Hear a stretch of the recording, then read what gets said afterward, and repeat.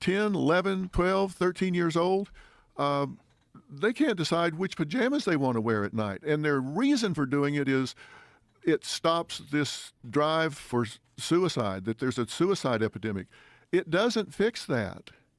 It doesn't fix all the comorbid issues that come along with feeling like they're in the wrong body. Dr. Phil out here spitting truth.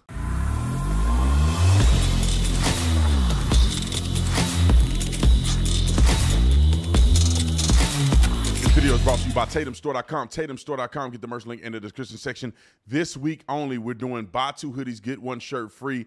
Buy 2 hoodies, get 1 shirt free. Or you could take advantage of the discount. I forget what the discount is. I think it's like 20% off or something like that. If you put in King Jesus, you'll get 20% off the entire store. King Jesus get 20% off the entire store. On the subject of transitioning and transgender stuff, I want you to sign a petition from PragerU. Just go down, the link is in the description section. You can sign it, go to the store. You could just sign it on its own if you don't want to shop. But go and sign a petition to help eliminate them forcing these trans people into young girl sports and eliminating their potential and ability to succeed. Sign a petition today. Like and subscribe to the channel. Hit the bell to get notifications. Y'all already know what to do. Let's get into this. Ladies and gentlemen, ladies, Dr. Phil. Thank God that he got enough common sense to go on Joe Rogan and say what he said. Now, I posted a video yesterday where these people are explicitly explaining what their motives are. We already told you what they're trying to do. We already told y'all. I hope you are listening. That's why it's called LGBTQ plus, A plus, or AA plus. They put the plus on there. There's a concept called minor attractive persons. They're going to put that past the plus because nobody knows what's after the plus. What letters are after the plus? Nobody knows.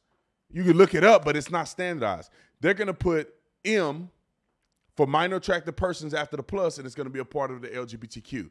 Why do you say that, Brandon? Because they're pushing pedophilia ultimately. They want that to be a sexual orientation. You were born this way. Don't demonize me, so on and so forth. Here's the other strategy before they get to that point, is to confuse and use young children with unverified research to get them to transition early and be confused about their gender. They're pushing this on our young people. Dr. Phil. Now, I don't know. I didn't check his resume. I don't know if Dr. Phil is a real doctor, but he called himself Dr. Phil. And he's been on television counseling people probably longer than I've been alive. So I at least trust his judgment to a certain degree that he is explaining the things that I already have seen and observed to be true. Dr. Phil goes in this little clip I want to play for you guys about how they're manipulating these things, and he has never seen in the history of his practice, his experience of them doing unverified things to young people. It is insane. But don't believe me. Dr. Phil got you. Wrote a clip. It's interesting they choose words like gender affirming care. You know, that's interesting that they call it that, but really what they're talking about is hormonal therapy or sex reassignment surgery on children. And in fairness, the American Medical Association, the American Academy of Pediatrics, the American Endocrine Society, or whatever the exact name of that is, all of the major medical associations have signed off on this, Joe. They've signed off on it. And I have never seen those organizations sign off on anything with less information as to whether or not it does long-term harm of anything in my life. And when I ask about that, when I bring that up, then they immediately label you as transphobic. The question isn't why. It's not, a question isn't that they're doing it. Why are they doing it? Why are they treating people like that? Why do they call you transphobic if you question these things? Why are they approving these gender affirming care, which is not gender affirming care, it's puberty blockers and all this other stuff? Why are they approving this at breakneck speed without validation and verification? Other countries are eliminating this because they see that they cannot verify that this doesn't have a tremendous amount of long-term effects. And I thought that the deal was first do no harm. And all of the European countries, you know, Sweden, Norway, they've all stopped doing it because they say, we cannot say in good conscience that this does no harm. because it does harm. If you look at the long-term consequences, if someone changes their mind at 10, 11, 12, 13 years old, they can't decide which pajamas they want to wear at night. And their reason for doing it is it stops this drive for suicide, that there's a suicide epidemic. It doesn't fix that. It doesn't fix all the comorbid issues that come along with feeling like they're in the wrong body. But yet they're pushing this, and we're going to do some shows that are already taped that are revealing what the real results of this are. And I think people are going to be shocked that these medical organizations have signed off on this. I think they've just given in to the pressure. Yeah, I just don't understand where the pressure is coming from. Another phrase they're using now is life-saving gender-affirming care. They like to smash them all together like that. Well, I don't think it's that. I just don't think. It's good. Just a little clip. I can't play too much. Y'all know I get copywritten. But this is what they do. You know, they can't call it what it really is because it would reveal what they're doing to children. What they have to do is say gender-affirming care. Then they have to say life-saving gender-affirming care, because the implication is if you don't do this, then it'll cost the life of a person.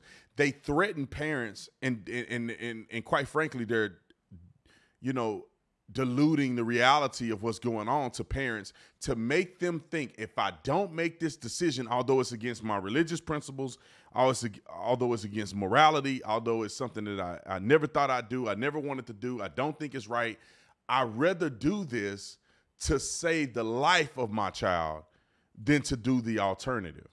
So this is essentially what they're doing. They're, and I think even outside of what Dr. Phil is saying, there's big money in this. Somebody making a lot of money by prescribing puberty blockers and all this other stuff. I just think it's crazy. Just like going to Planned Parenthood and eliminating unplanned parenthood. It's the same as this. There's money to be made. There's manipulation that is had, and you leave these people lost. You are too young to decide what gender. You're like, my son is 3. People think that 3-year-olds know. How would he? He's Superman today. He's a police officer. Well, he's a Superman yesterday. He's police officer today. He's Officer Tatum. He's running around in a uniform. If he was up here, I'll show y'all his uniform. It say Bo Tatum on it.